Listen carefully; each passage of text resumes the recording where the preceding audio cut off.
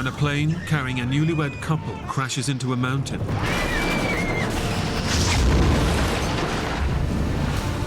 The survivors are left stranded in remote rainforest. We didn't belong there. It's horrifying. To stay alive, they must battle the hostile environment. You just couldn't stop your body from shaking. Risk all to get help. Brandon, get out of the plane! What goes through your head is that you're not going to live through this. And keep a grip on their own sanity. We were all injured. We were all exhausted. There was no hope left.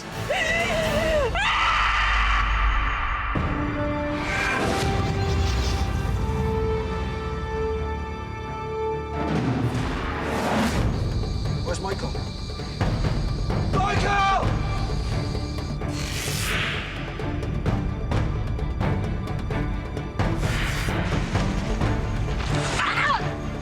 I can't help it.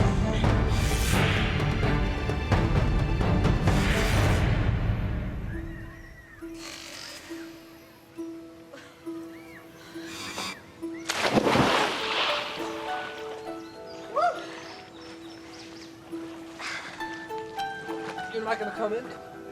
No. Why not? Fine. College sweethearts, Brandon and Brandy Wiley, have come to Costa Rica in search of travel and adventure. They've been planning this trip since they married 6 months ago. I met Brandy in 7th grade, and she moved away to another high school, and then we reunited in college and began to date. Can I get 2 orange juices? He was very adventurous, very independent.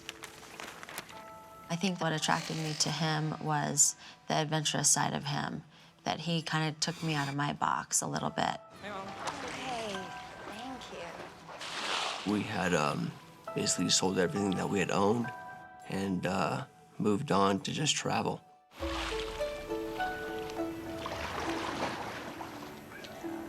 Where are we going? I think what was attractive most to us was the fact of the unknown, the fact that we could just pack our bare essentials and X amount of money and see what happens.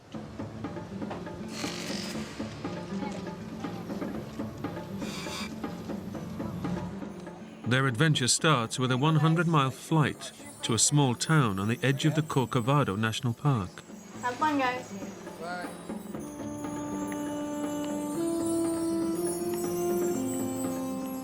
But getting there means a 30-minute journey on a small aircraft, something Brandy is dreading. See, it's not so bad, is it? I guess not. Flying was something that I did not like to do. I remember it being a little scary because it was just a little puddle jumper. It wasn't tall enough for you to stand up straight. It was really small. It was really small. No, let's sit in the front row.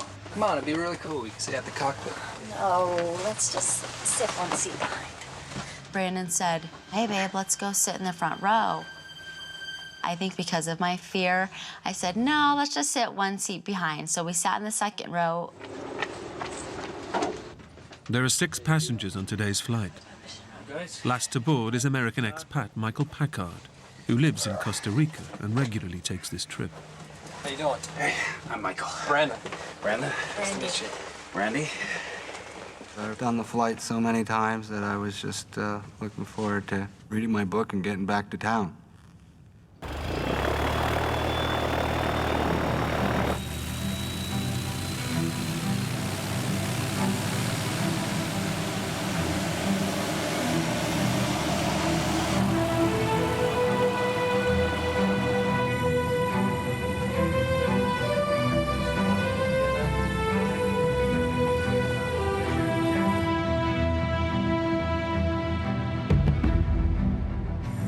For me, taking off is scary.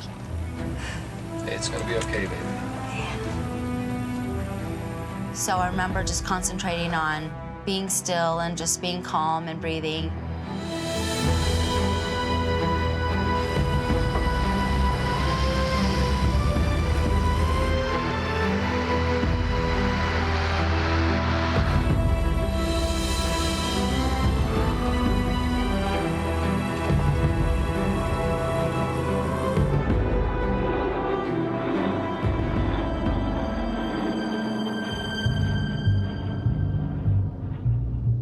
Costa Rica is a small country that is both densely forested and very mountainous.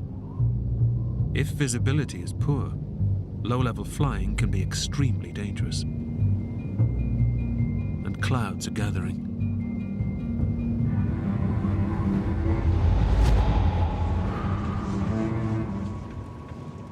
When I look out of the window and I see clouds, that's a little frightening to me.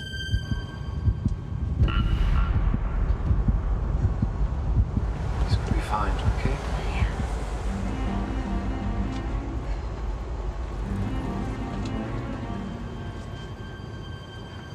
I don't particularly like flying up there because it is a rough ride sometimes. They are small planes. But on this flight, Michael sees something out of the ordinary. I noticed the two pilots conferring with each other, looking a little concerned. And I realized what they were doing was looking at coordinates in these books, trying to pinpoint their position because they weren't sure where they were.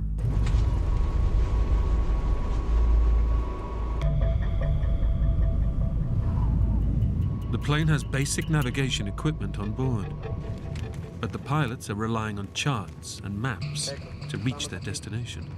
But now they're flying in dense cloud and almost zero visibility. They're unaware that they're already off course and heading for a mountain.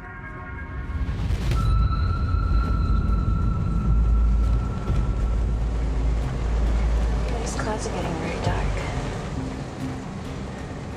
It's fine. Brandy said, look how thick these clouds are. And so I looked outside of our window, and it got darker and darker.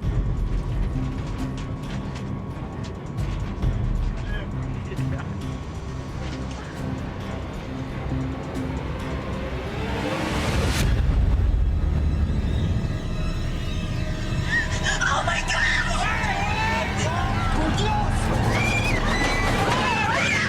It's horrifying. That was my ultimate fear coming true. What goes through your head is the fact that you're not gonna live through this. You're headed for the mountain. You're headed for the mountain to die.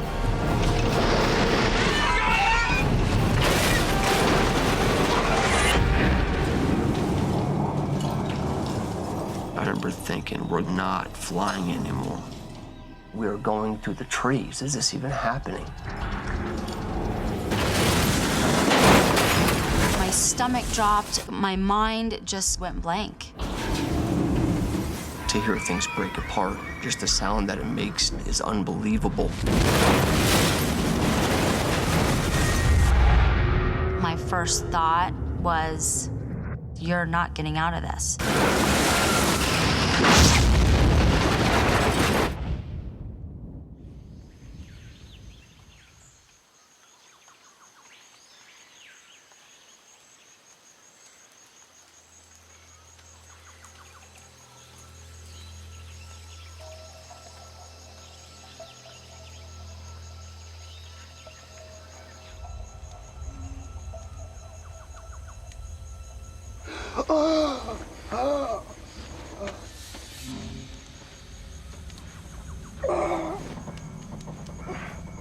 I wake up and it's freezing cold, and my entire body was soaked in jet fuel.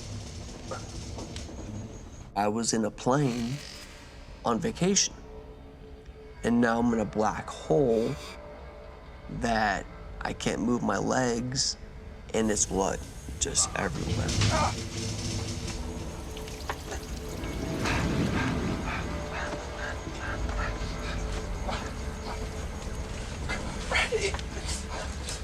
Brandy was head to toe blood. And I remember thinking, oh my God. Brandy! Brandy! Brandy! Wake up! Can you hear me? Brandy! Wake up, Brandy! Brandy, can you hear me? Can you hear me?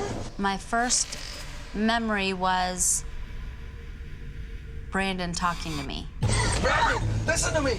You gotta get out of here. We're covered in jet fuel. Oh my God. Get your belt. Let's go. I remember feeling completely panicked and completely in disarray. Hurry, go! Get away from the plane!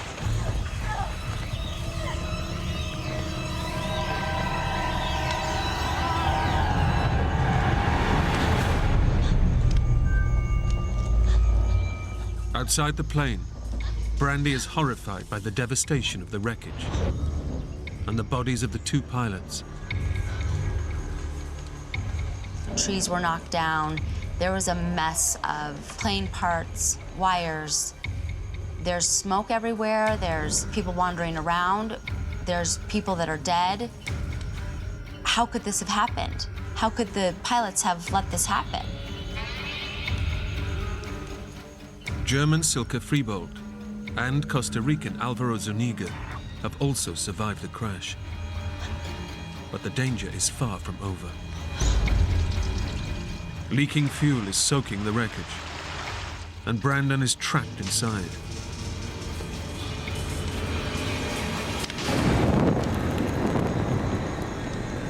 Brandon!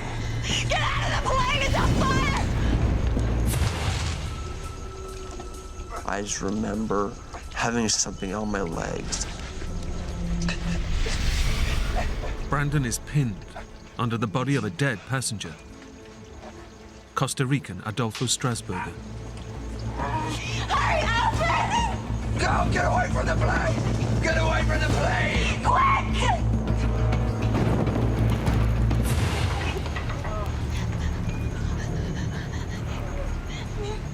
Get away from the plane! The survivors need to get a safe distance from leaking fuel. But in severe pain from extensive burns, Alvaro is unable to move. Come on, we gotta get away from the plane!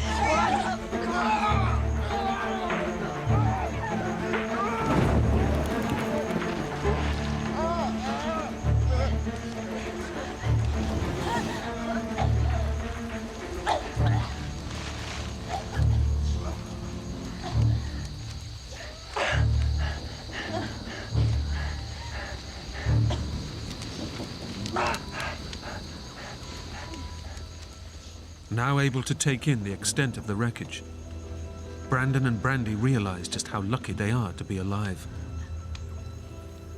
The wings were ripped off, and the fuselage was turned upside down, and from the seat in front of us, the plane was completely dismantled. Hey,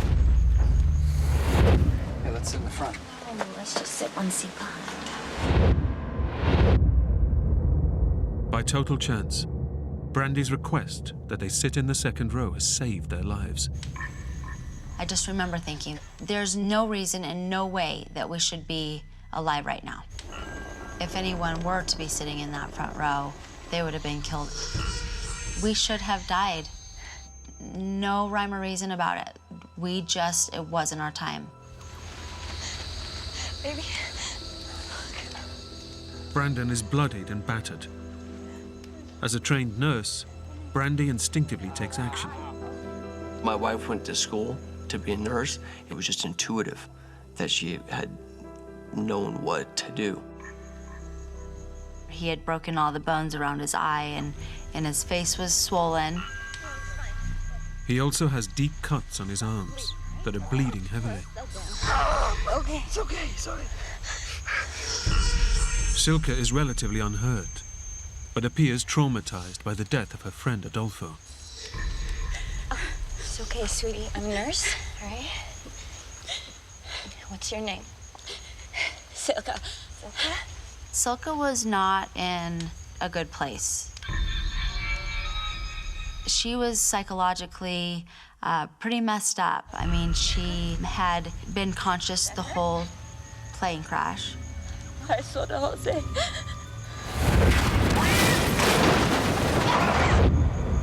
I was really worried about her mentally.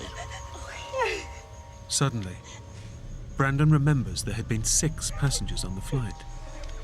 1 is dead in the plane, and 4 have survived. So someone is missing. I'm Michael. Brandon. Where's Michael?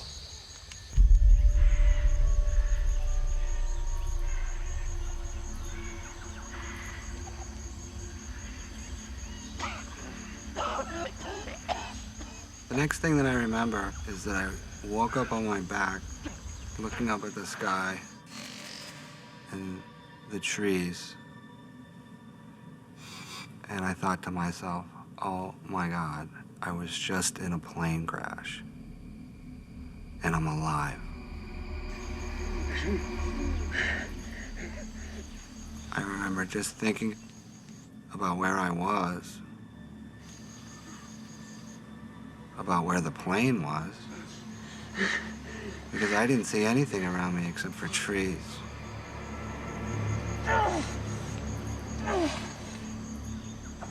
The sheer violence of the crash has thrown Michael Packard's body some 200 feet from the plane.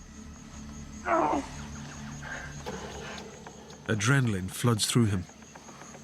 He's unaware of just how seriously he's injured. I was in shock, so I really didn't feel the pain yet.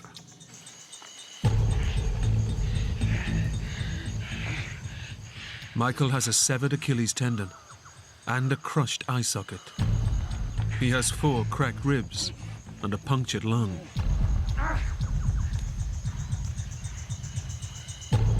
It's a miracle he's alive, but he'll need an even greater miracle to survive.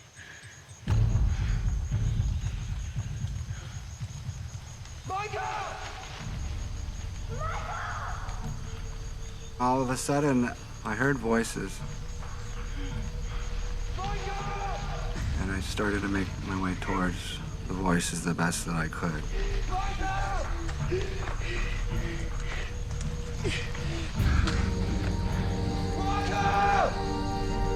He's here. We got you, man. It's okay.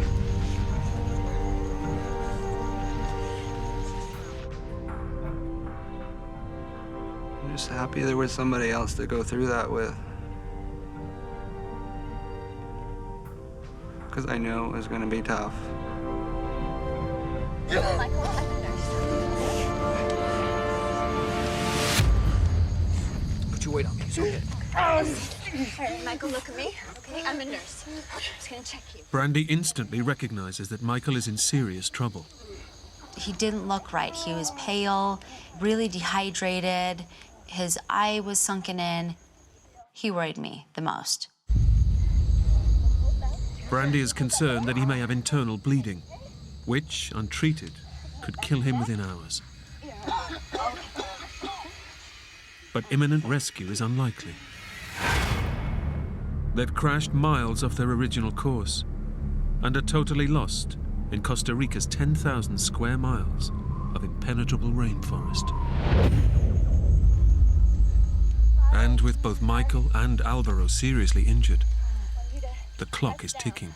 Okay, really hard.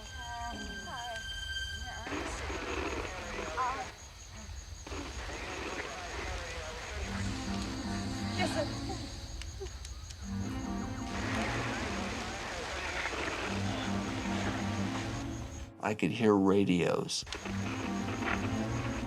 I'm not even sure if it was Spanish that I was hearing or what it was, but it was definitely a transmission. It's the plane's radio. Their only link to the outside world, and the only way to get the message out that they've survived. But returning to the fuel-soaked wreckage is a massive gamble. So I'm thinking, what are you gonna do? Flip a switch and have the whole thing blow up? We're stuck in the middle of nowhere. We've got to find something. Stay here. I'll be back. Brandon, I don't know. You should go. It was a lifeline, but I was terrified that the plane would blow up. Absolutely.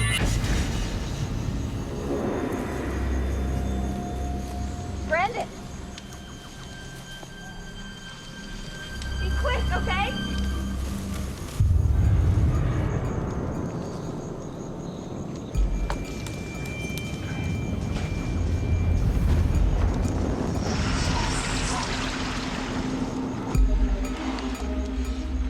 I had to get up over the pilot and more fuel and more glass and more metal.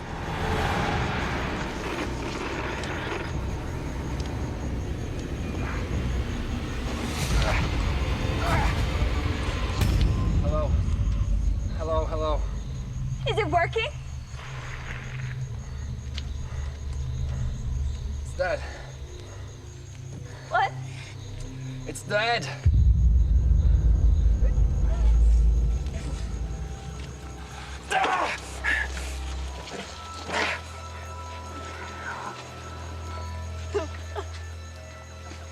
It was devastating.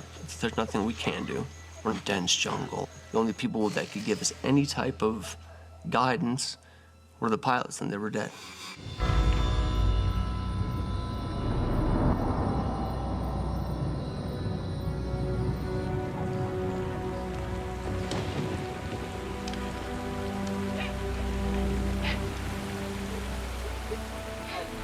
It's rainy season in the jungle. And while the downpour douses the fuel-soaked plane, it quickly becomes a deluge. The rain was just insult to injury at that point, you know? It was just torrential downpour.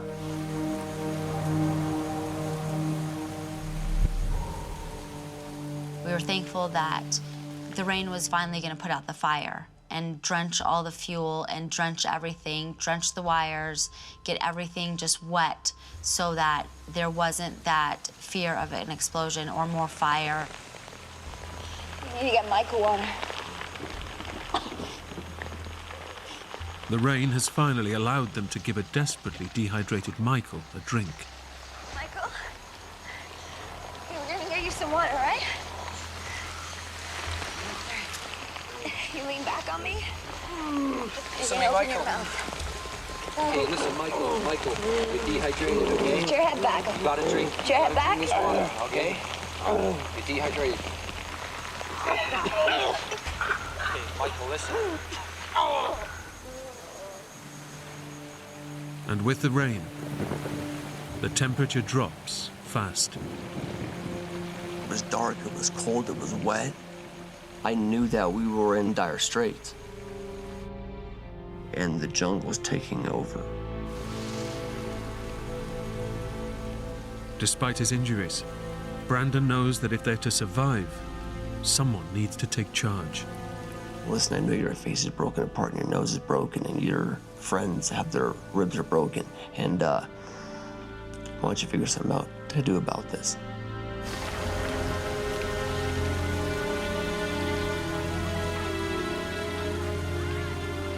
The only available shelter is in the wreckage of the plane. Brandon decides to move Alvaro and Michael in first, as they are the most injured and at serious risk of hypothermia. For Alvaro, the pain from the severe burns he suffered in the crash makes any movement agony. Once they were laid down in there, there was basically no more room for anyone else. I remember after they put me in there looking out at them and how miserable they looked and how cold and shivering they were. I did feel a sense of guilt, but I also knew that they put me in there for a reason. I could see my condition was deteriorating. It was a deep, deep feeling of depression. We were still cold and we were still scared and we still had no idea what to do.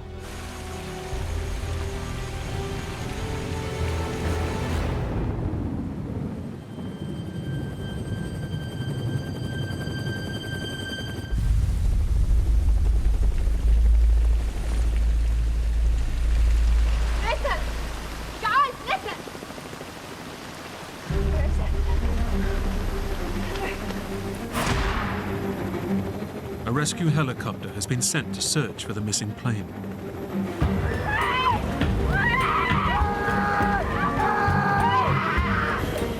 But the crew can't pinpoint its location, as the plane's emergency beacon has failed. By pure chance, the helicopter is flying directly over the wreckage. It was a great feeling. We knew then they were looking for us. I started thinking, oh my God, I'm gonna make it out of here.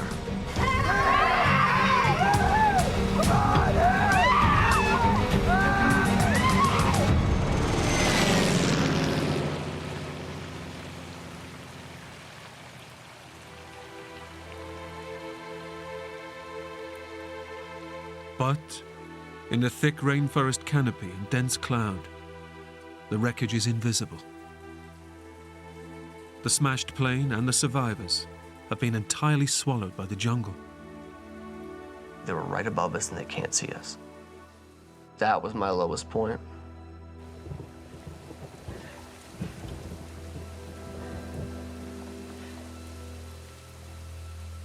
They're lost in thousands of square miles of jungle, with no beacon to transmit their location. If they can't be seen from the air, they may never be found at all. I remember thinking we have absolutely no chance of being seen now. None.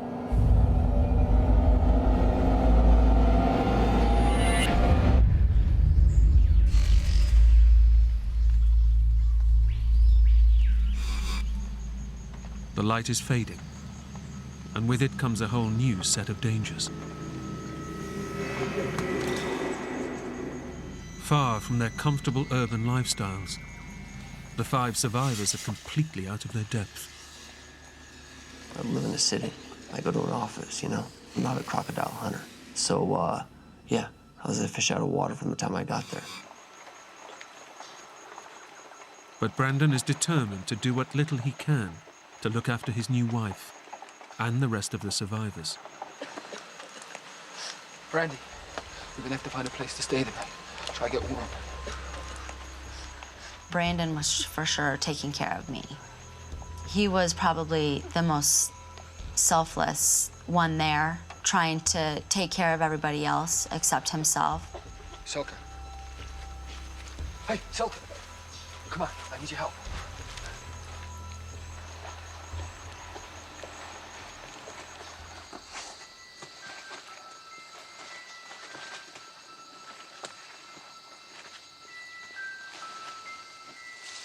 Luggage was scattered for the full 200 yards of the wreck site.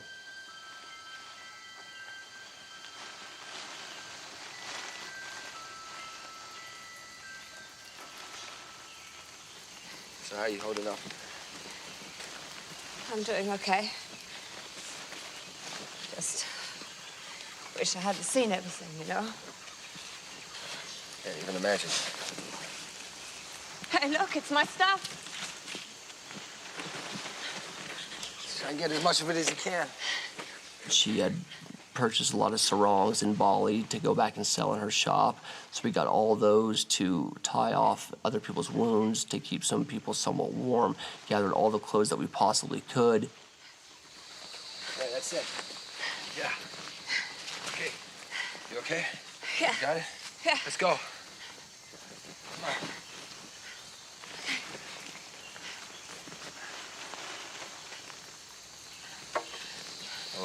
Wait. Wait. The jungle has closed in around them. No, I thought it was this way. With no landmarks and no reference points, it's impossible to tell which way is which. No, wait. It's not it. Come on. It was amazing to me that we might have walked not even 50 yards. Like, and the plane itself was entirely gone. I don't know. It all looks the same.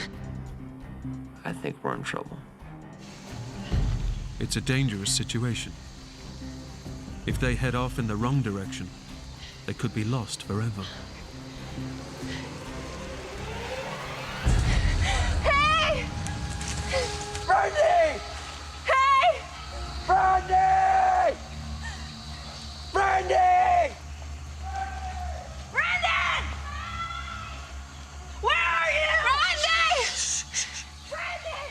Brandy! I'm here! There. Over here. Brandy! You keep shouting. Brandy!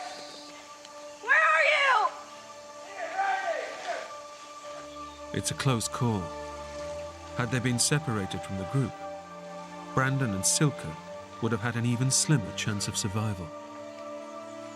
It was extremely scary to see how fast the jungle could swallow up an entire plane, 5 people, all the wreckage.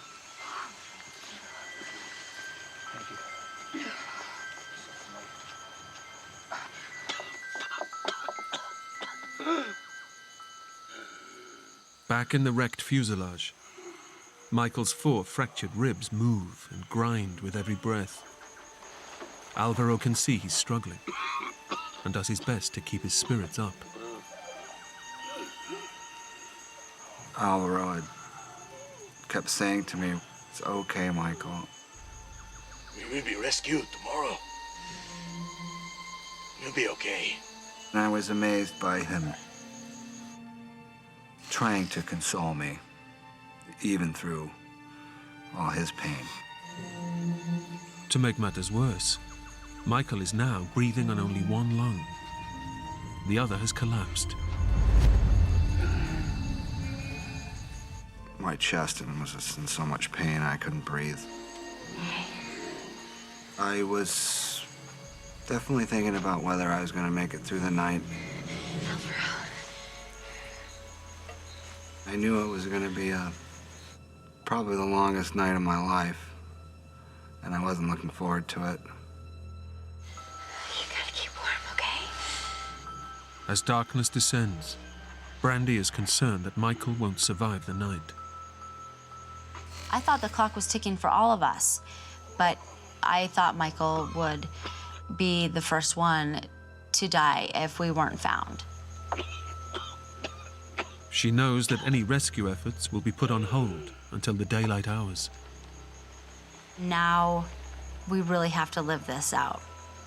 I just remember feeling just this sense of overwhelming doom.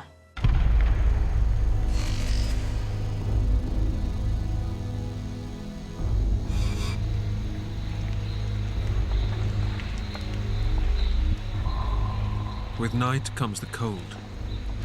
High on a jungle-covered mountain, there's no way of drying off, and any warmth is quickly drained from their bodies. Silka, over here with us. She's in shock. She just wants to be alone. I've never been in cold like that. There was nothing that could stop your whole body from shaking. It was a brutal night. It was freezing. We were scared. In the dark of night, it's dangerous predators that prey on their minds.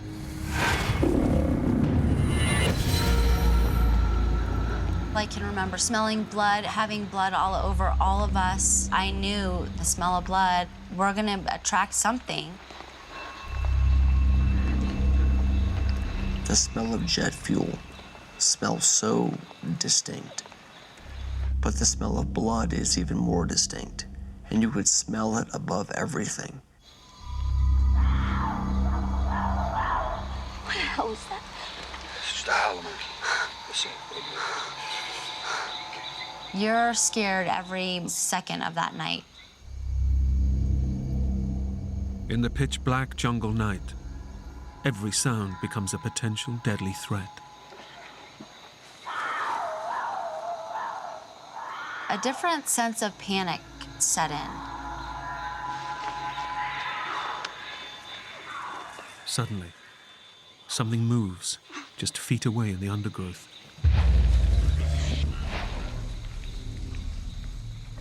I remember hearing the rattling of leaves, and it seemed to be getting closer and closer. Brandon! What? We realize that it is something walking around. They've no idea what it is, but their imagination tells them what it could be.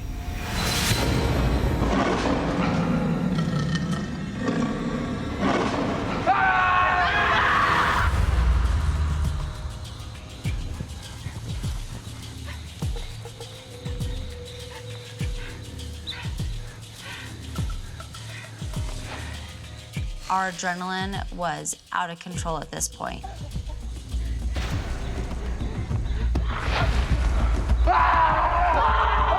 When it came near, we would yell something out, it would stop.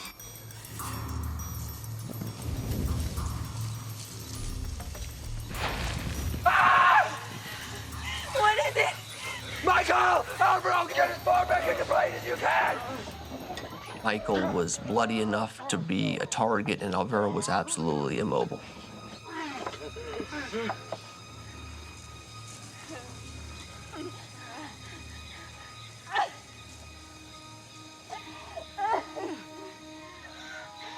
Whatever the animal was, it moves on.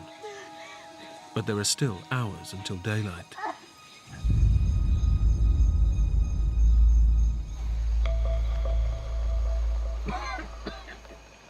Michael is increasingly weak, and Brandon is desperate to stop him falling unconscious.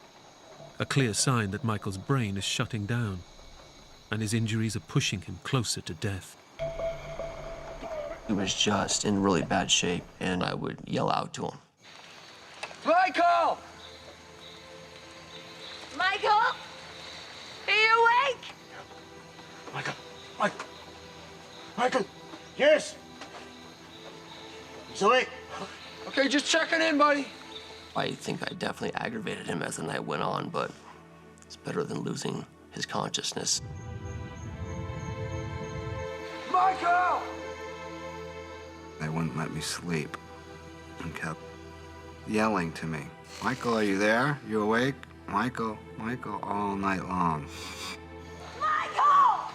I knew it was right, but I wasn't wanting to listen. And I was getting almost mad. Just leave me alone. Just let me sleep.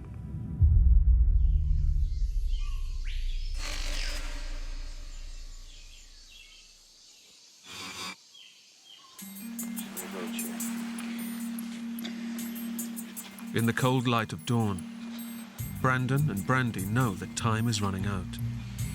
Michael has made it through the night, but his body is increasingly starved of oxygen. His breathing is shallow, and he looks like he's dying. You're good, buddy. Hang in there, Michael. Okay? I think we would have lost him in another day. It was like, how are we going to get through this day? It was a paralyzing feeling of what to do next. They've been missing for 18 hours. They've crashed in remote jungle, and there's no sign of help. We had given up hope for rescue. We thought if we're gonna stay alive, it's gonna be because of us. Okay. We can't sit here any longer. So we're on a mountain. There's a valley below. Why don't we go down there, see if we can find a river to follow? By leaving, they risk getting lost, with no guarantee of finding their way back. But they must take action. If they do nothing, Brandon knows Michael will not survive the day. To be forced to come up with the answers that are going to make you survive or not is something that I wouldn't probably wish on anyone.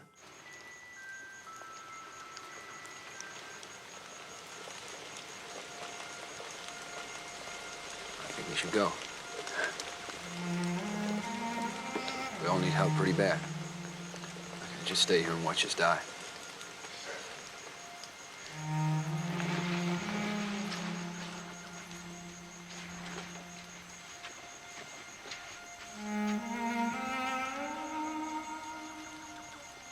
We had no other choice. We had to do something. You have to take that risk, or else you're all gonna be dead.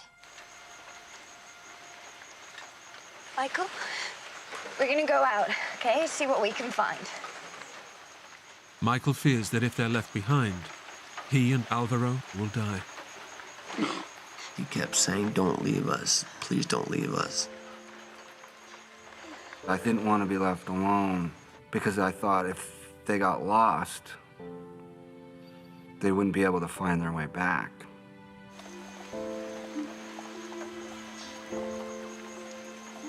I felt bad leaving them, but I also knew there was nothing more we could do for Michael or Alvaro.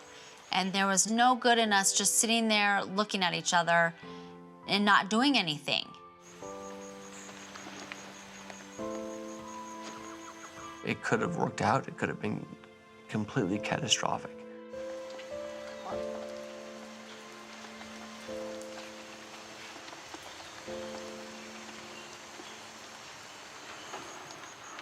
I remember when they left, I had this lonely, empty feeling.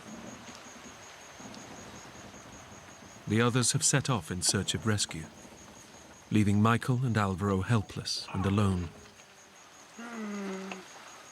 I was incapable of taking care of myself, and Alvaro was also incapable of taking care of himself.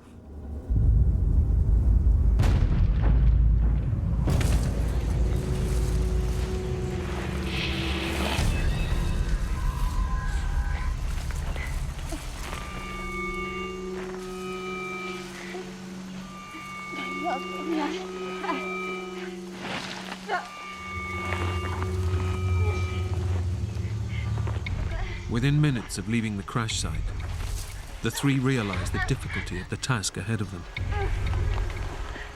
Injured, dehydrated and hungry, they're wandering directionless in one of the toughest environments on the planet. You're getting hot, you're getting sweaty, you're getting aggravated because you haven't slept all night, and you're hurt, and you can't walk.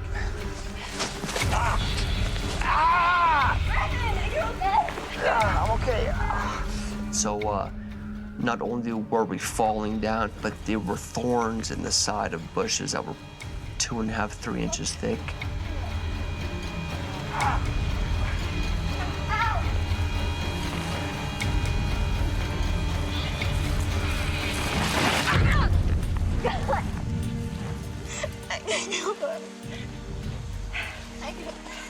After an hour of forcing their way through the impossibly thick jungle, the group can go no further. It's becoming clear that they have made a terrible mistake. It's a pretty devastating feeling when you know you've made the wrong decision and there's nothing you can do about it. They've become totally lost. They can't go forward, and they don't know their way back. I knew that we were in dire straits. This is gonna end up how it ends up. Period.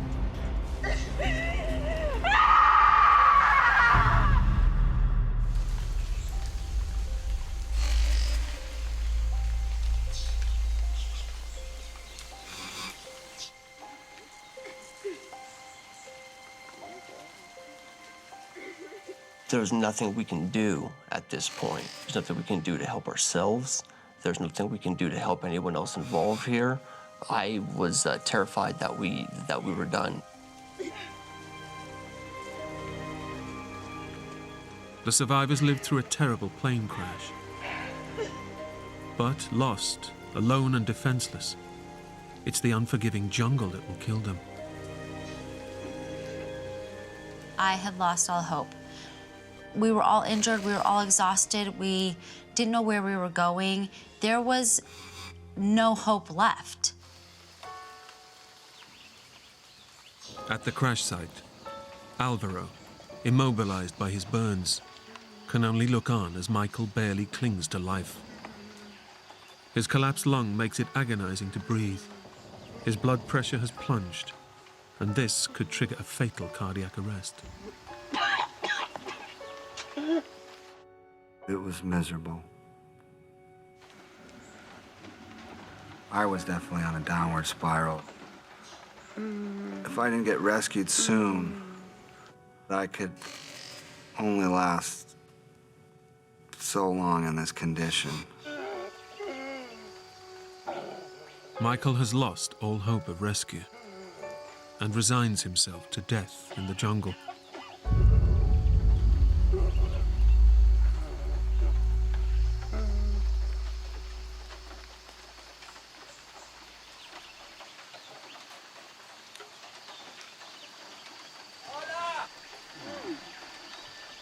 I heard voices yelling.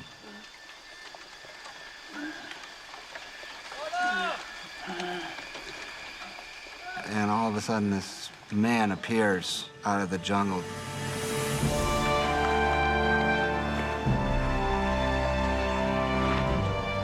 Are you all right?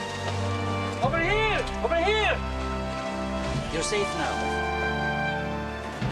An army of Red Cross volunteers has been combing the area for 24 hours. and has finally found the crash site. I just started crying, and it was the most emotional period. I couldn't believe it. What was that? For the others, believing they're lost forever, a miraculous stroke of luck saves their lives.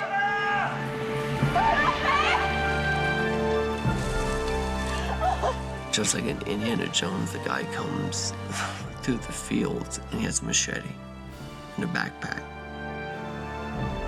Against all odds, a local farmer and member of the search team literally stumbles upon them. It was the most incredible feeling I've ever had. It was just pure joy. Oye, este es Marvin. It was complete elation. I remember sitting down and thinking, this is unbelievable. Rescued from the Costa Rican jungle, Silke, Alvaro, and Michael made a full recovery. I think it was just luck that I survived. I have a beautiful family. I have 2 beautiful sons. When things get tough, hey, you're just lucky you're here. Brandon and Brandy's injuries healed, and they returned to America. They're still happily married and have 2 young children. You can't go through something like that and not be closer. I was with my husband. He was my family, and he was right next to me, taking care of me. I am definitely happy to be here. I'm happy to have a second chance. And I'm happy to have my wife and 2 beautiful little kids that remind me every day of the reason that I'm probably here.